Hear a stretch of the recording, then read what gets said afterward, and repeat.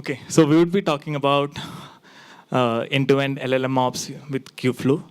So who all are in the ML space who has been trying ML models or who are planning to use ML in the next 1 year? Okay, many are there. Okay, good. So in the next KubeCon, we'll see more talks on the ML side of things. Okay, talking about myself, I'm a technical director at Nutanix, lead AI efforts, specifically on the system side. I'm part of the Kubeflow steering committee. I'm lead couple of efforts there, primarily in the training and the AutoML. I'm co-chairing some efforts there as well. Gavrish is part of the KServe, which is the serving side of things in Kubeflow. He's a maintainer there. Aishwarya is leading some of the efforts in the observability. Ajay and Krishna couldn't attend this time, unfortunately. Ajay is leading some efforts in Kubeflow releases, and Krishna from the platform side of things. So just to give a high-level overview of what Kubeflow plans to do and what it is doing now, right?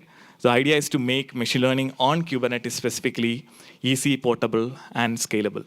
So it targets two personas specifically from when you think about machine learning, there's a ML engineer persona, there is an infra persona, right? So ML engineers need a simple Pythonic interface, right? So that's something that Kubeflow wants to give to the ML side of from the ML engineer perspective. Now, from the infra side, you need monitoring and other things to see how well you're using infra to the best utilization, right? That's what we have to do from the easiness. So portable means, say I start my experiment on my laptop today, right? I have to, at some point, I see that I have to do it on my, maybe like in a private cloud or a public cloud or in a hybrid nature. Can I take the same system that I'm having now and deploy it there, right? That's the portability that we are looking at. The scalability in the sense, I start really small, right? Like I have a single node with me. Maybe I train a model with just one GPU today.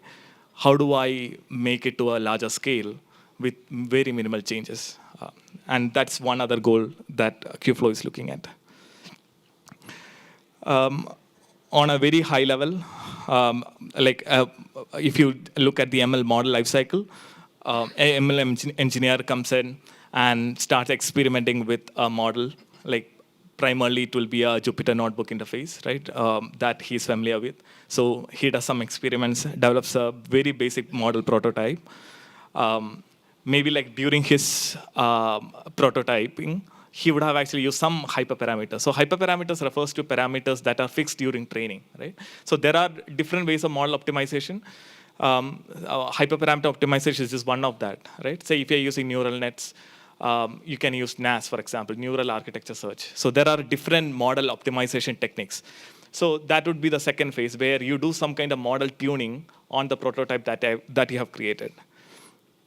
Once you have a basic prototype, you start to train at a very larger scale, right? So you had a single system to try on initially. Post that, you take that to a much larger distributed systems, maybe like tens or hundreds of systems with GPUs or TPUs, whatever accelerator that you have, and train it to a larger extent. So you have a trained model. From there, you start your deployment process, right? Essentially, you're creating a server for your users to start sending requests and get predictions out of that. So this is a bigger picture of what Kubeflow is. So on the top, you see there are different ML frameworks, say be it PyTorch, TensorFlow, XGBoost, scikit-learn, or any framework that be it that you are using now. Kubeflow is independent of that, right? And the bottom part, it's running natively on Kubernetes. So all the different components that you're seeing of Kubeflow are custom controllers built on Kubernetes natively. This actually means you can run on any hardware, be it NVIDIA GPU, AMD GPU, Intel AMX, it doesn't really matter, right? So there are different components in Kubeflow. One, the Kubeflow notebooks, which is web-based IDE. Spark operator for running Spark jobs for data preparation or pre-processing. Training operator for large-scale model training. Model registry for storing model metadata. Cat for model tuning. KServe for model serving or inference. Kubeflow pipelines for workflow orchestration, and the central dashboard to have kind of like a web interface to all the components that you have. So you can imagine this to be a suite of components coming together to build as a ML platform. So if you can have one or more components suiting your use case. It doesn't need to be the entire platform as such. So if someone is interested in just serving part, you can install Kserve. If someone is interested in just the training part, you can install the training operator. Right? So from a Kubeflow perspective, you can get a platform which is well connected, which actually means you can do some kind of training, keep your model in a model registry, pick that model into your Kserve. You have connections with Jupyter Notebook, so you have ecosystem that you can actually get for free. Very high-level overview, notebooks. So the entire components that you have, which you have seen in the last slide, they are multi-tenant, right? So in an organization, you can have one user creating one notebook. It is completely isolated from the notebooks that you're creating from the other. It's all namespace-based resource in Kubeflow. Give it any CPU memory or the hardware accelerator that you have. If you need longer duration for your data, you can add persistent volume. It supports RStudio, Visual Studio, Jupyter Notebook, standard Jupyter Notebook, or you can bring your own custom image as well. So coming to training operator, you get distributed training out of box, right? So depending on the framework, you can use different training strategies. For example, TensorFlow supports the centralized parameter server, distributed mirror strategy. PyTorch has data parallelism, model parallelism with a tensor and a pipeline parallelism. Elastic training in the sense you can have faults in your system.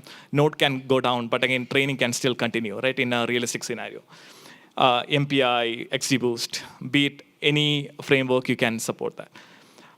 So from your spec perspective, what you have to do would be just say how many workers do I need and how many GPUs I need to provide to that, right? Rest all things are taken care automatically by the operator without understanding anything about how it is implemented. There are advanced scheduling support as well using Vulkan and Q. You would have heard these things in other talks as well. The other component is a model tuner, CATIP, which supports different optimization techniques, hyperparameter optimization, neural architecture search. Early stopping in the sense, if you see certain experiments are not good enough, I don't need to try for really long. I'll stop early so that I can save resources. I can track all the different experiments to see which experiment provides me the best metric, right? So from a model tuner perspective, I can say that I need to maximize accuracy, for example, for my model, given parameters that you specify in your config, right? Suppose I have certain parameters like learning rate, momentum, etc. that you would be using in your training, right? I don't know what's the right parameters to be used for training. So I can say these are the parameters space that I'm going to give for them. Find me the best parameter value that I should use for my full-scale training. That's what CATIP does. On the right, you'll see lots of visualization around what are the best metrics possible for training. And it supports all different algorithms which are required for the hyperparameter optimization. So once you have a trained model, you can use Kserve for your model serving, right? You would have heard this component in multiple talks. So it supports your traditional predictive models and the newer generative model support. And it has all new generation techniques for making inference faster. It has auto scaling where you can scale down to 0, and then on traffic demand, it can scale up and down. Right? It supports canary rollouts for versioning, with versioning. It has pluggable inference runtimes where you can use, be it PyTorch or Hugging Face, VLLM. It's all CRD based. It can do GPU auto scaling in the sense when you have more traffic coming in, it can automatically scale based on your demand, right? That you configure for in the config file. It has optimized hardware inference in the sense it can run on different hardware based on your system that you are using, right? Like, for example, there are optimized inference runtimes for AMD and Intel and NVIDIA by default. You don't need to do anything. By default, you'll get that performance automatically. It's ML framework agnostic. You can bring in any frameworks. And you can keep your model, be it in S3 or NFS, or if you have any custom storage, you can add that as a standard as a CRD itself. And once you have kind of like different building blocks, you can use Kubeflow pipelines to connect, right? End of it, this is a workflow orchestrator. So you can imagine this to be a DAG created for you, where you can connect between multiple nodes, right? So on the right, you would see that I create, say, PVC and then fine-tuning. We'll talk more during the demo. So this is natively written in Python in the sense you can use Python functions. It will containerize for you and run on Kubernetes, right? So it gives you a Pythonic interface for data scientists. And you can imagine this to be a template where multiple runs can be generated using different parameter values, and it automatically provides you all visualization which is required for your run. So coming to LLM specifically, so we have all the blocks, and we have just talked about the basic components, right? So when you think about the customer user journey for the LLM side of things, we have all the components. Now, how do we tune that for the specific large language models, right? So you can imagine this to be someone starting to experiment a large language model using a Kubeflow notebook. Again, do some tuning using Katib, post that. If it is kind of like a use case where you actually want to do a full training from randomly initialized weight, you can have a pre-training or fine-tuning in the sense that you take a base model like Llama and you fine-tune on the data set that you have, right? That's your choice. You can do that using training operator. Once you have a trained model, you can use serving component, which is called kserve, and the whole thing can be orchestrated using Kubeflow pipelines. And on the top, you see the model registry, which is an alpha component right now, where the different versions of models can be pushed to model registry, right? In a way that you can always track models, what have been created, and the right models can be used for serving, right? So the great advantage would be, like in the case of, you can say that like what version of model should I inference based on the performance that I see, and it can take care of that as well. And the key addition that we have added in the last 2 releases was regarding the APIs, right? So as I was saying, ML engineer needs some kind of a Pythonic interface for doing experiments. So what we tried to do was give a very high-level API, nothing connected with Kubernetes at all. It should be one API where they can just talk from your Python function that they have to tune, right? So in Katib, we have a tune function. In training operator, we have a train function. So if you see the train function, I provide some base model. I give a location to a data set that can be in S3 or your local or NFS.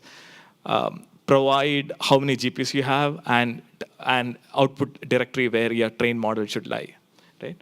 And that is automatically picked by the LLM serving using its Python client, right? You can just say the storage URI to point to the same output directory that it has been created. So either you can keep it in the PVC or you can use the model registry that we have talked about earlier. So this is something that has been added, and we will talk during the demo time. Yeah. Hello, everyone. Thanks for attending. It's the last talk, and you guys have stayed back, so thanks for that. So we'll start with the demo. I'll first give you an idea what we are planning to show in the demo. So the idea is to show how Kubeflow simplifies ML workload management for data scientists, and we'll be focusing on the data scientist persona. So we'll be using a notebook to run our ML workload. So first of all, we'll install Kubeflow. And once Kubeflow is installed, we'll connect to the Kubeflow cluster. And after that, we'll run the following workload in a notebook. So in the workload, we'll be basically downloading a Llama 3.18b model. It's a standard model, and then we'll serve it, right, for inference. So we'll get the demo started.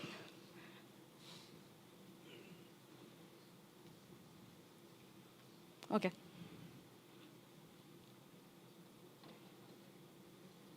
Okay, so we are at the Kubeflow manifests repo, and we'll basically now find a command to install all the Kubeflow components. So there's this single command that you can use, and it'll take care of all the Kubeflow components. So this command it's, as you can see, it's downloading, it's creating all the namespaces, installing all the CRDs, and creating creating all the Kubernetes components. And once the command completes, we can check what has been installed in the Kubeflow namespace. Okay, so you can see pods for Catab controller, then there's kserv controller, and there is ML pipeline pods, and then there's a pod for training operator as well. So we have completely installed the Kubeflow stack, which Johnu just talked about. Now, so we'll connect to the Kubeflow cluster now. We'll be using port forwarding for the demo, and we'll port forward Istio Ingress Gateway service. And yeah.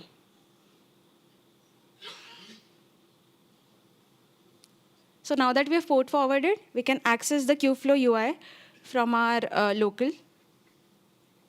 So yeah, I'll take a pause here, and I'll talk about the Kubeflow UI. So in the left pane, you can see notebooks, tensor boards, volumes, Catab experiments, kserv endpoints, and pipelines.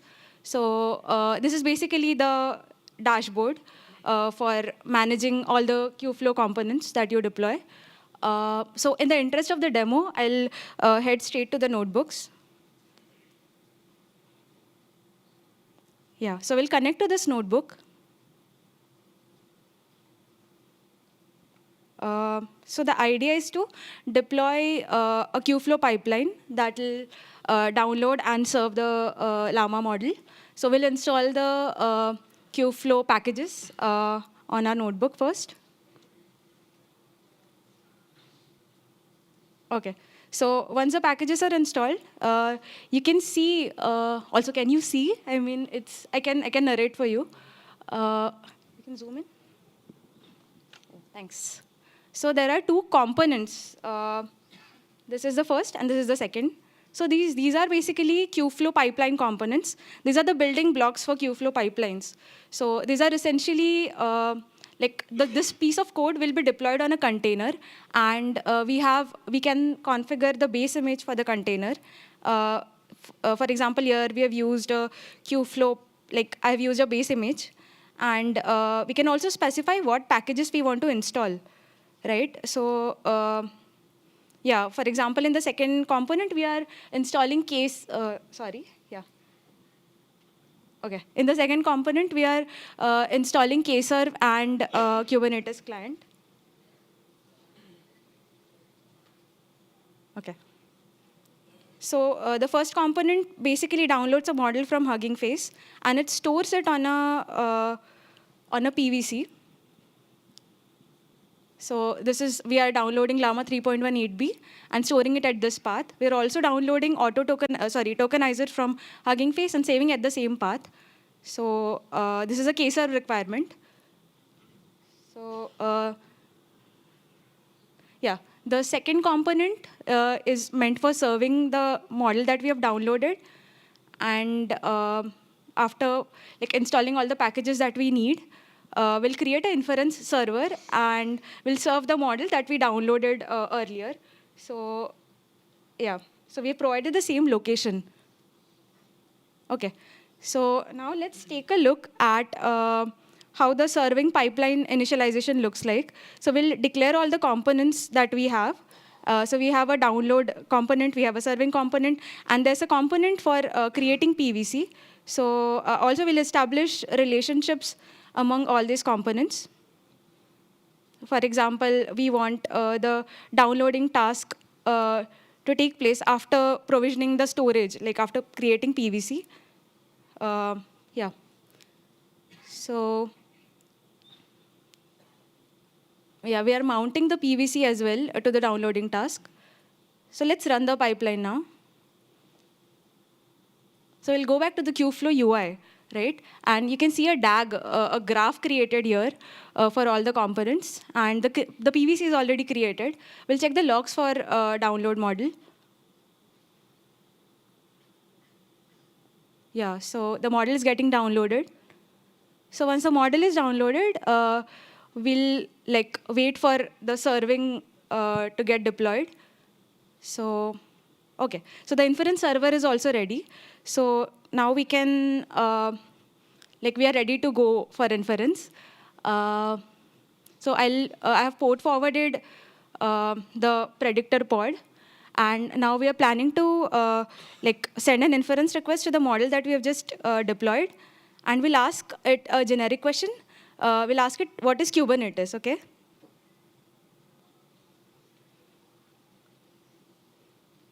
So it replied saying that Kubernetes is an open source container orchestration system for automating the deployment, et cetera, et cetera. So it looks like it has the context for what Kubernetes is, right? So now let's try asking it something more specific. Maybe we'll ask about KubeCon. So we are asking it about the last KubeCon that was held. OK. So it says that the information is not up to date, and it only has information till 2022. OK, now let's try asking it about KubeCon Delhi. Yeah.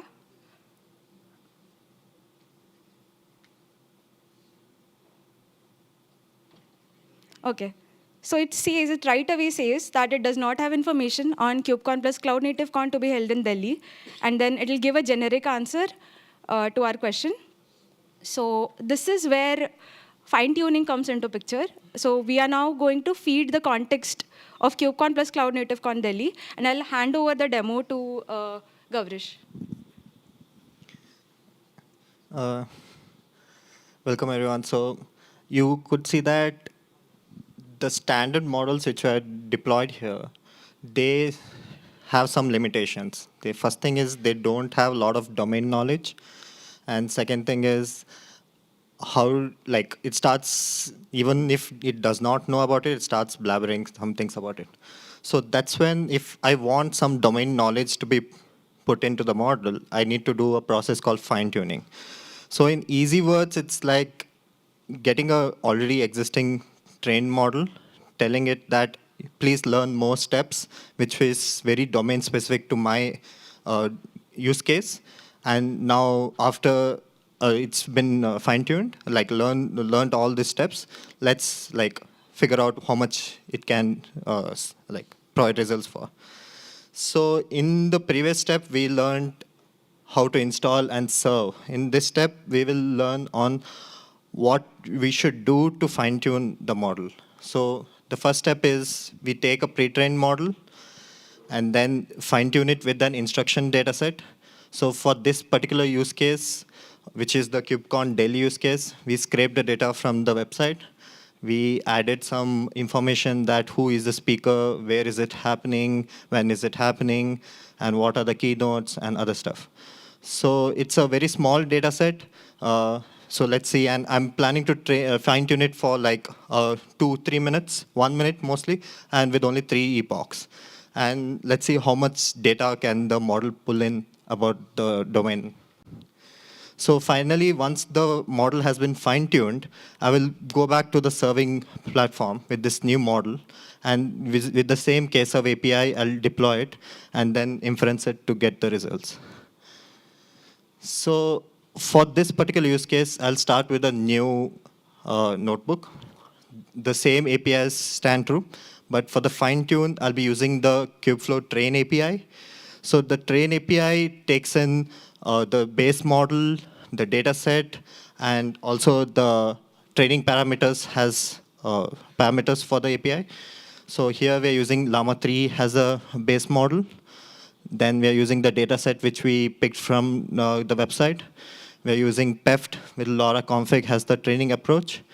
And we are using some training arguments which we figured out from tuning. For this particular use case, we'll run it for 3 epoch, 1 worker node with 1 GPU. So once this whole process is done, which is the training operator job, we have to get the model back to the original state. So the standard models are in some state, but once you do a fine tuning, it moves to an adapter state. So it's easy if you already have a serving pipeline set to get back to the original, like the similar state as the standard models. So this particular step, which is store model step, just does that basics movement. It's not very complex here.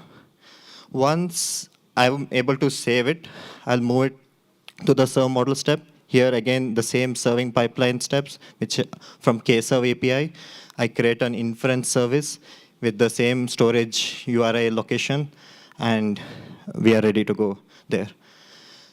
Now with these 3 steps, again, the same ML pipeline, we accumulate all the tasks together, get a new DAG up for this case, and then get it running. So once we hit the run all cells,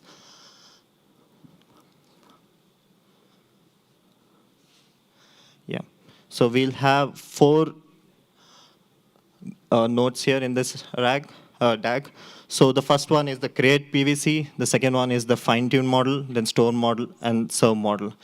For the create PVC step, there are alternatives like model registry, which is also a Kubeflow component. We can use that in place of create PVC. And also the catip can be one of the steps here, which can be before the fine-tune step if you want to find out what is the correct training parameters you want to use. So in this DAG, we just use a normal PVC. And then the fine-tune step will trigger a PyTorch job with 1 single node in it, with 1 GPU attached. So we'll check the logs for this PyTorch job. So here, that KubeCon master is the job which has been running, and we can see the logs on what are the things running inside it. So all the container logs. So the first step is that it goes through loading the model, then loading the tokenizer, gets the data set, then evaluates what's your training parameters to be added, and then actually starts training. So in our particular example, we selected that I want to run this for 3 epochs.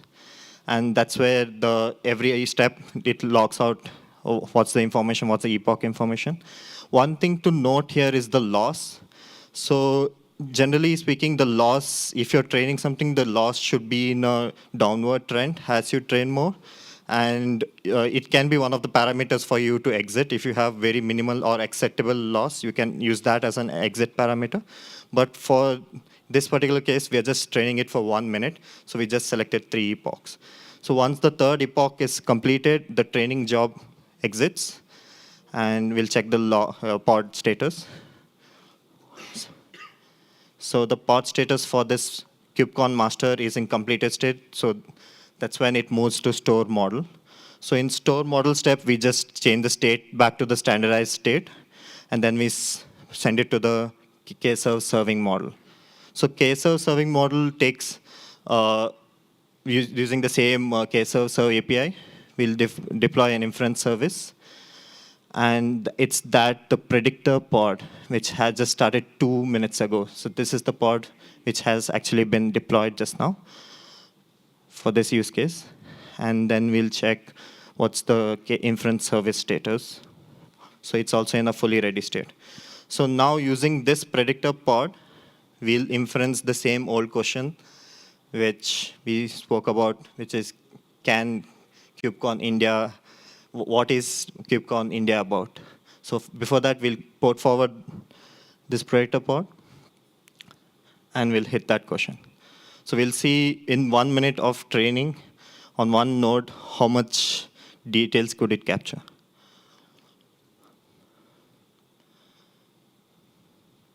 OK, so it does start out well, saying that it's going to held on first 11th and 12th of December in Delhi with CNCF Foundation Technologies, etc.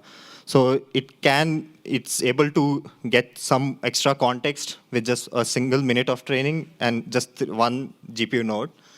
So like with this training process, with just uh, like with just a very small data set and the train API, I was able to achieve a domain-specific model, which can be used for very compact use cases and can be extended more. Yeah, that's all from the training pipeline side. We have a summary slide. Yeah. So just to summarize, right? So what did we see today? So we started with a base LLM, did some experiments with Kubeflow notebooks, fine-tuned using training operator, did very initial inference using Kserve, orchestrated the entire workflow through Kubeflow pipelines, had a web interface via Kubeflow central dashboard. We can add more and more components based on your use case. You can do some kind of pre-processing if your data set is not ready using Kubeflow Spark operator. We can do tuning using Catib, use Kubeflow model registry for versioning models, and then advanced rollout strategies using Kserve. And every Kubeflow component exposes Prometheus metrics for monitoring, right? This can be consumed via third-party integrations, Grafana, or whatever it is, which will give more clarity on how infra is doing. That's all. Right. So.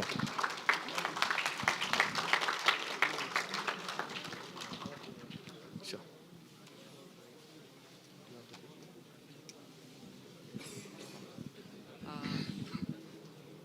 So is it possible for you to compare Flight, Kubeflow, and MLflow? Because there are other alternatives also.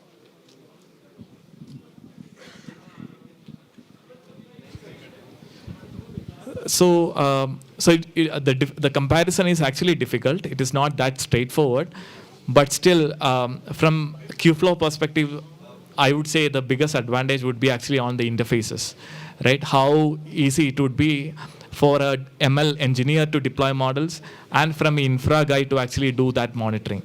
So the biggest advantage would be how different components are connected and give a unique platform all across. Say, for example, the training operator can push models within the code to have a version model onto the model registry, which can be automatically picked by the Kserve, for example, right? And the entire thing can be easily orchestrated using Kubeflow pipelines, because Kubeflow pipelines, by default, it has components for the training operator and Kserve. So the advantage would be that getting that single unified platform for different use cases that you have in your ML journey, which is not there. So for a beginner, MLflow is really great. Like I would suggest to actually start with MLflow because that actually gives you a pip install and then start on it, right? But here the advantage would be actually on a much bigger scale when you actually want to do much more distributed manner, because this is actually used in production in various companies. So I would say start small, but again at a point when you actually really need scale, this would be amazing. Actually, I have one more question. Sure. So I see still once you deploy the model, now you need to monitor the performance of the model. Right. So are you doing those parts also? So to that point, right, all the components in Kubeflow produce Prometheus metrics, be it serving, be it training operator. So I can see how many training jobs are being happening, like how are they running, are they completed. The KSO side of things, you can see different runtime metrics as well. For example, in LLMs, you can consume all the TT, time to first token, inter-token latency. All these metrics are automatically exposed for you to consume. So these are Prometheus metrics. We don't have any specific monitoring tool as such. It is up to the user to consume it via the tools that you have, like standard Prometheus metrics. Okay, thank you. Hello. Yeah, my name is Rahul. I have two questions, quite basic. Fine-tuning basically meant supplying more data to the model. That is all, right? That is all. The second question was, during fine-tuning, he mentioned that Llama, some other model was used as a base. But like if original demo that she showed, if this base model was used, Llama, will the performance would have been different or? No. So the what fine tuning does is say suppose you have a 7 billion or 8 billion model with you, right? So it is essentially a set of model weights. Basically, you can imagine this to be a set of weights associated with different links in the neural network. Yes. So what fine tuning does is it alters the weight. The architecture is still the same, right? So the complexity or the time taken to do a single request doesn't change at all. It's exactly the same architecture, but again modified weights to actually have So a it better. gives you a better results basically. Yes. Okay. You're right. Thank you. Hello, my name is Mohit. So my doubt is mostly on the output part of the K-Serve API. So how it, I saw you are mentioning in the serve pipeline where K-Serve inference model name, and you are mentioning it as Hugging Face. So it assumes that, okay, the output schema would be model that's a good question. So what KServe does is, so there is something called Open Inference Protocol, Okay. which has been created outside KServe, and that was created by the KServe community itself. Okay. For the specific requirement to have a standard across multiple runtimes. So the one that you're seeing is a chat completions protocol, which is an OpenAI compliant protocol. So you can actually use the same protocol by just changing the host. You can actually point to OpenAI.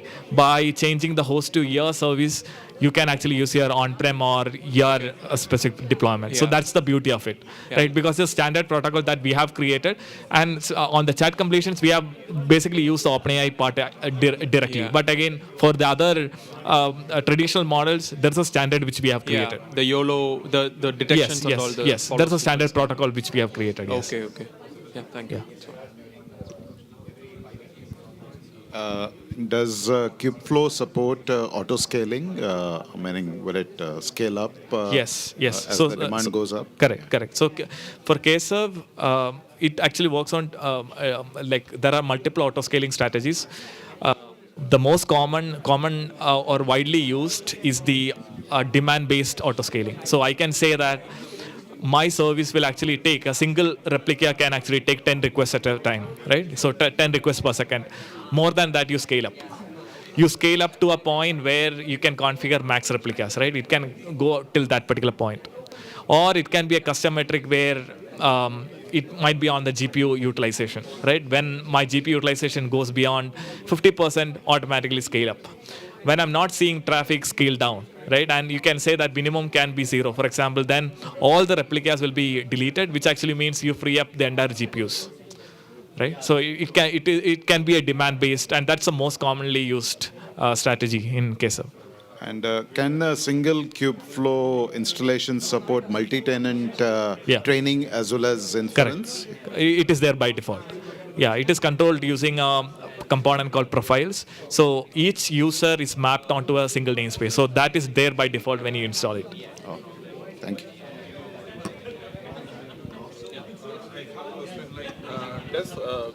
Does Kubeflow supports integration with the Triton inference, or It has. By default, there is. by default it is? Yeah, there's a runtime for Triton. You don't need to do anything. You just say that put your model in some location, reference that, and say runtime is Triton. It works. Okay, what all locations are supported? Like it. S3, local, and Local is also all the major ones are there. If you have a custom storage protocol, you can actually add that. So that's a separate CRD there. Okay.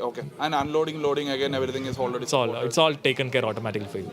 So if you see the inference service that he has created, right? It's basically a storage location and what type of model it is. Oh, okay. That's And say what resources I need. Like I need X CPU, Y memory, and I need 2 GPUs.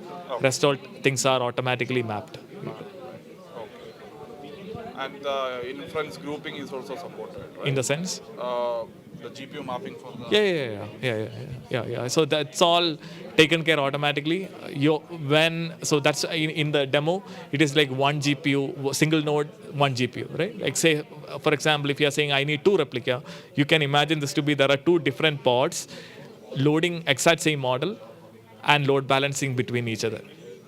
So you automatically, you can imagine this to be a throughput linearly scales with a replica, right? So you need, today you are seeing some X throughput, tomorrow you need 2X. Change your replicas to 2, right? You automatically get that for free. Because you will, what essentially it does is it scales up by one more and creates a second pod, right? So when you get a request, it automatically load balance to the second one as well.